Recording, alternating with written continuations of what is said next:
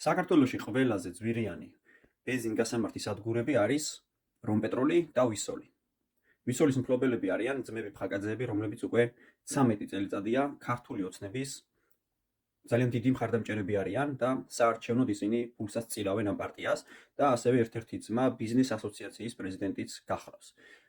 ხოლო რომპეტროლს რაც შეეხება, სამთავრობო მანქანები სწორედ რომპეტროლის ბენზინ-გასამართ სადგურებში ყოველ დილით შეივსებიან ხოლმე საწვავით.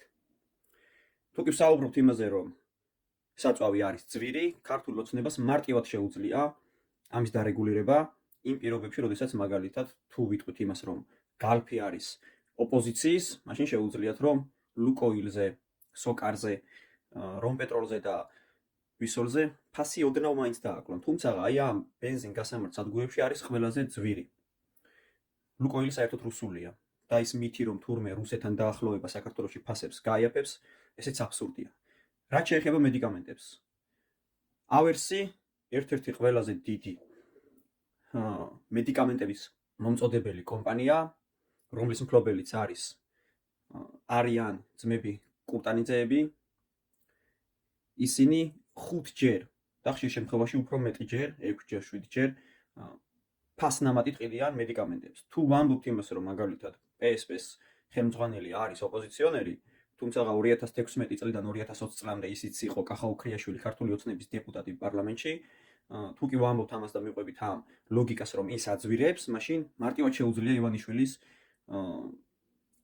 ფარმაცევტულ კომპანია ფარმადეპოს რომ დააკლოს ფასები, ასევე GPC-ს, ასევე ავერსის, რომელიც ასევე აერთიანებს ძალიან ბევრ საავადმყოფოს. ამას გარდა საუბარი მიდის ყოველდღიური მოხმარების საგნებზე ძალიან მაღალ ფასებთან დაკავშირებით, რაზეც წლების განმავლობაში პარლამენტის ტრიბუნიდან საუბრობდნენ პარლამენტარები და მათ დასინოდნენ, რომ თურმე აი თუ გახსოვთ ის მომენტი, როდესაც ხაბეიშვილი საუბრობდა ბაზარში არსებულ ძალიან დიდ ფასებზე და ზარქოა დასინოდა, რომ თურმე ქინძის და პეტრუშკის ფასების გასაგებად დადიოდა ხაბეიშვილი ბაზარში და დღეს თითქოს დაადგინა ირაკლი კობახიძემ, რომ მაღალი ფასებია და სად არის ეს მაღალი ფასები? კარფურში, აგროჰაბში, ნიკორაში, რომლებიც არის ქართული ოცნების წევრების, მხარდამჭერების, ან მათთან დაახლოებული პირების, რომლებიც საარჩევნოდ ძალიან დიდ თანხებს შესწირავენ ხოლმე აი ამ პარტიას. მაშინ გამოდის, რომ თქვენ გატყუებენ. თუ ეს ყველაფერი შესაძლებელი იყო, თუ ეს ბიზნესები ქართული ოცნების წევრების ხელში იყო და არის, მაშინ რატომ არ აიაფებდნენ? მათ ინტერესებში რატომ არ შედიოდა? და დღეს, როდესაც გამოდიან და საუბრობენ იმაზე, რომ ნაციონალური მოძრაობა თურმე 13 წელია ხალხს ატყავებს.